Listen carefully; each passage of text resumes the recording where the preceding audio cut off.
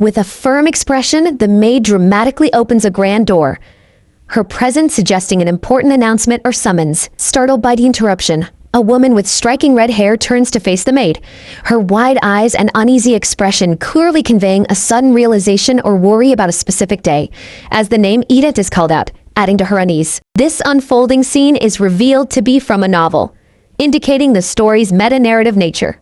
The focus shifts to introduce Risa, portrayed as a radiant, flower-like young lady of noble, though perhaps unconventional birth.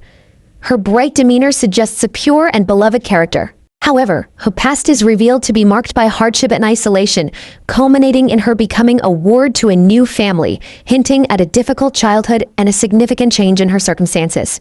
Upon entering her new life, Risa encounters two handsome brothers who appear immediately captivated by her presence. This encounter sparks a fierce rivalry between the brothers for her affection, a central conflict around which the story's obsession revolves. Now, the narrative reintroduces Edith, who observes the unfolding romance from a distance, her quiet demeanor hinting at a deeper, more complicated role in the story, likely tied to this developing love triangle. As the story progresses, Edith is portrayed as a villainous figure, consumed by a twisted jealousy that manifests in outbursts of rage and frustration, particularly when calling out a name. She is consistently shown trying to sabotage Risa, resorting to desperate schemes that, despite her efforts and a clear desire for harm, are always foiled, inadvertently paving the way for Risa's continued happiness. The narrator reflects on Edith's villainous path, noting her blindness by jealousy and willingness to harm Risa, despite her own fortunate upbringing with a loving father and financial security. Edith regards herself in a grand mirror, her gaze shifting, as if coming to terms with a new reality or a new purpose for herself. A cheerful and surprisingly confident Edith responds to news that she is being awaited, her bright smile suggesting she's embracing her new proactive role. Dressed in an elaborate gown, Edith hurries past the maid, who watches her with an expression of mild bewilderment, seemingly surprised by Edith's unusual pleasantness or changed attitude. Edith declares her new mission to rectify past mistakes, asserting her confidence in knowing the original plot, suggesting she intends to steer events in a new direction. With a hopeful smile, Edith expresses her aspiration for a happy and loving family life, implying that her current actions are driven by this personal desire. Edith makes a grand entrance, calling out to her father with a dramatic flourish, her voice echoing with a forceful declaration or urgent appeal, suggesting a pivotal confrontation or reveal. Bathed in optimistic light, Edith, now with a seemingly genuine and hopeful smile, joyfully greets someone, anticipating a fresh start in this new life. Her high hopes are instantly shattered as her eyes widen in sudden shock, a sense of immediate dread or realization freezing her in place. A cold, disapproving glare from a man holding a wine glass dismisses her attempt at a greeting, his expression radiating irritation at her perceived tardiness. He scoffs, turning his back on her, as he dismisses her with a harsh remark about her laziness, clearly indicating his disdain. Overwhelmed by a wave of nausea and confusion, Edith struggles to comprehend the unfolding events. A stern command urges her to close the door. A mysterious text overlay identifies her as Edith Rigelhof, V13.0, hinting that a system like reset or version. Her identity is forcefully confirmed, and a memory synchronization process begins, immersing her in the character's past, revealing the full weight of the villainous Edith's life as the light intensifies around her. A blinding flash and shattering effect visually represent the overwhelming influx of original Edith's memories, causing the protagonist immense distress as her consciousness merges.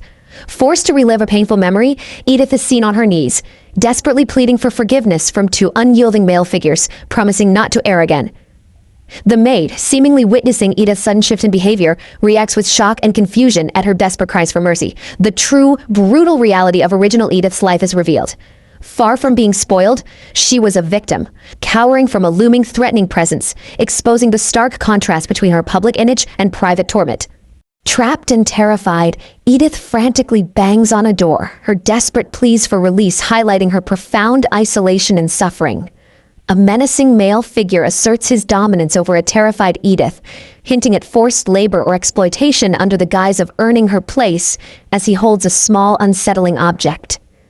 Despite her private torment, Edith was publicly paraded in extravagant dresses and jewels, functioning as a mere display for her family's prestige. Yet, behind closed doors, she was a constant target for abuse, enduring physical beatings not only from her family but even from the household staff, revealing a life of relentless suffering. Her heavily bruised body underscores the reality of her existence as little more than an expensive doll to the Rigelhof family, objectified and abused for their gain. In a stark, dreamlike space, the maid looms over Edith, who was reduced to a cowering figure on the floor, questioning her capabilities in the face of the overwhelming truth. The maid's initial sternness gives way to a look of genuine concern as Edith struggles, hinting at the profound impact the memory synchronization is having on her.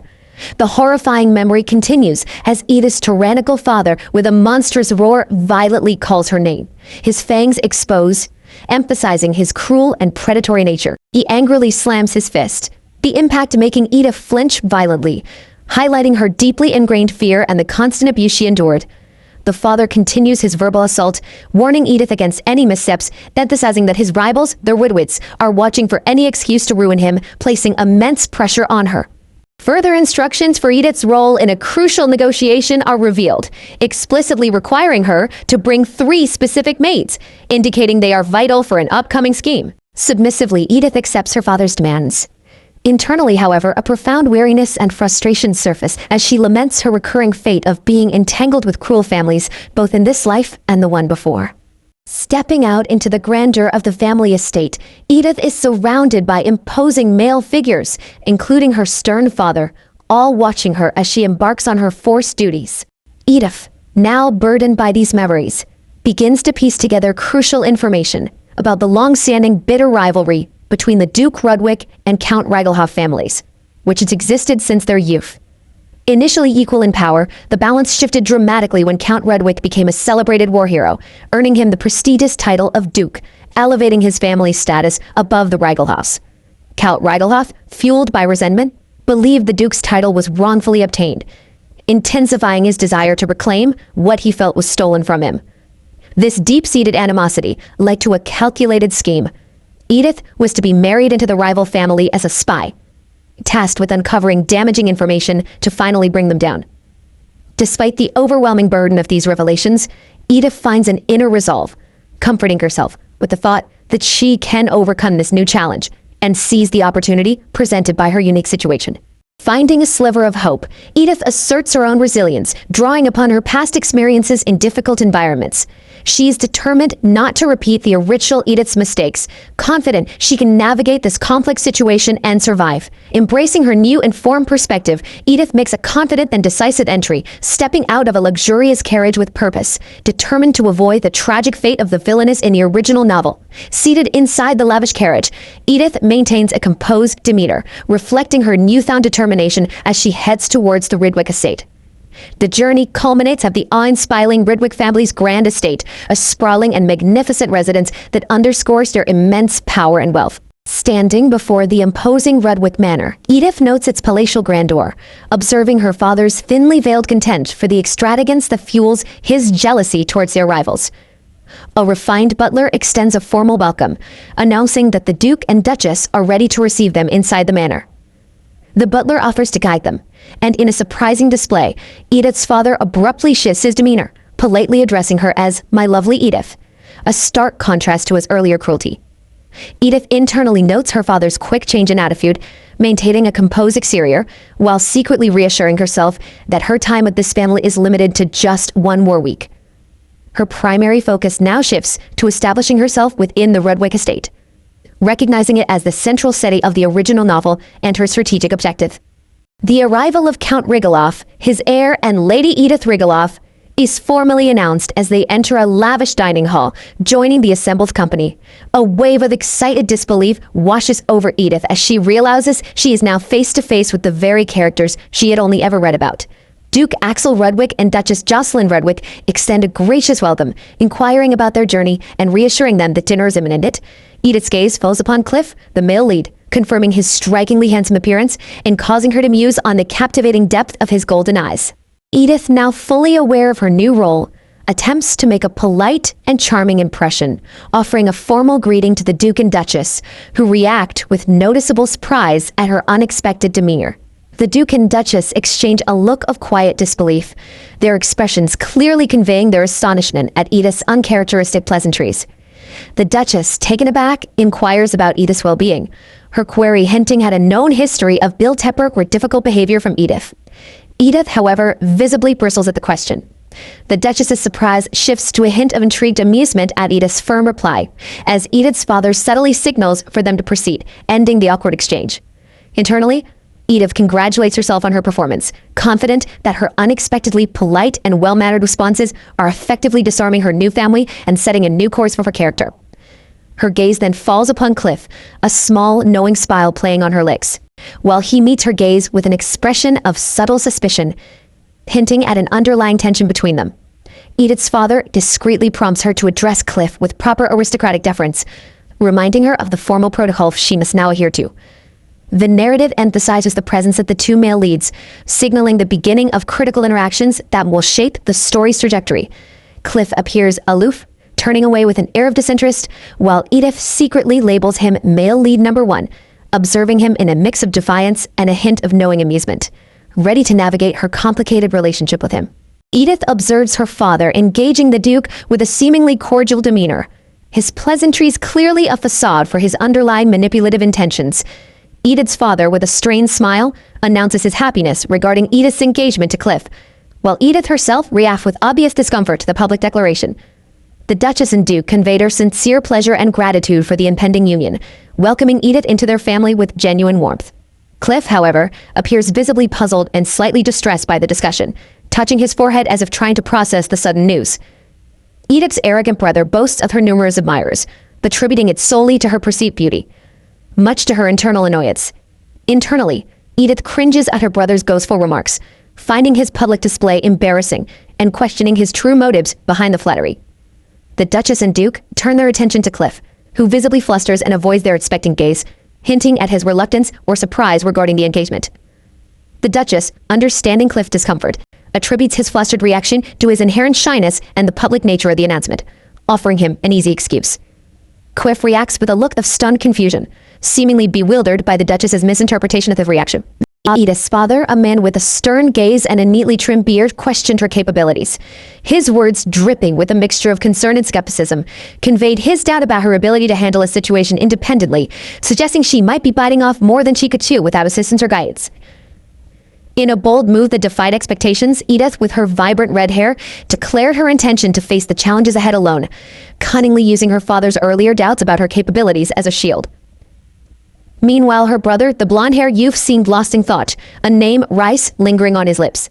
Under the warm glow of what appears to be a rising sun, Edith, her fiery red hair cascading around her, revealed her cunning strategy. Her initial goal was to earn the trust of those around her. Once she had gained their confidence, she planned to feign homesickness or invent another plausible reason to request bringing in maids from her own household for a temporary stay. Suddenly, infiltrating the manor with her own loyal personnel. Amidst a week of heightened tension, a momentous occasion finally arrived, Edith's wedding day.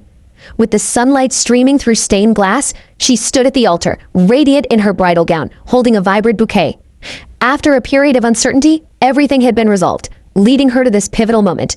Her father, initially hesitant, seemed to have accepted her decision as she simply implored him to trust her. As the vows were exchanged, a new chapter began, with Edith internally vowing to never return to the stifling environment of her past, cherishing the freedom her marriage promised.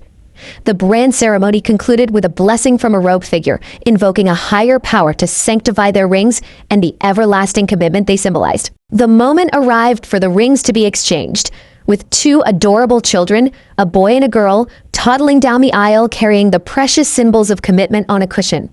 Edith, beaming, found their presence utterly charming. Her groom, Killian, shot her a look, which she playfully acknowledged, understanding his unspoken desire to simply get on with the ceremony. With a knowing glance, she conveyed her readiness to expedite the ring exchange, eager to seal their vows and begin their new life together.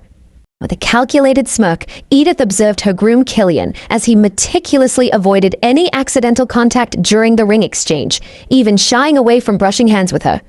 She playfully scoffed at his childish demeanor, a testament to her growing amusement with his quirks. Her father, once skeptical of her ability to handle things alone, would be surprised to see her confidently navigating this new, intriguing dynamic. all while her brother's mysterious mutterings of rise continued to add an enigmatic layer to their family's unfolding saga. As the ring finally slipped onto her finger, Edith's sly smile hinted at a deeper game to play, a game where her seemingly innocent presence was merely a prelude to a grander plan. In a grand ceremony, the radiant Edith, with her flowing auburn hair and stunning white gown, looked surprised as she held a bouquet of pink flowers. Her expression quickly shifted from initial shock to a deep blush as she heard what seemed to be Killian's amused reactions. Meanwhile, the elegant Killian, in his suit with intricate gold detailing, was calmly adjusting something on his hand, seemingly unfazed by Edith's flustered state. Despite her apparent embarrassment, Edith then asserted with a hint of defiance that this moment wouldn't change anything, and that she wasn't seeking anyone's attention anyway. It seems our Edith was trying to maintain her composure. A younger girl, perhaps a flower girl, was gently patted on the head, with Edith offering words of appreciation to the two. Despite the solemnity and promise of the occasion, Killian's gaze remained intense, a hint of something deeper in his eyes as he looked towards Edith. It seems this wedding is not just a union, but a turning point for Edith, who carries the weight of a past she desperately wants to escape and a future she yearns to shape on her own terms.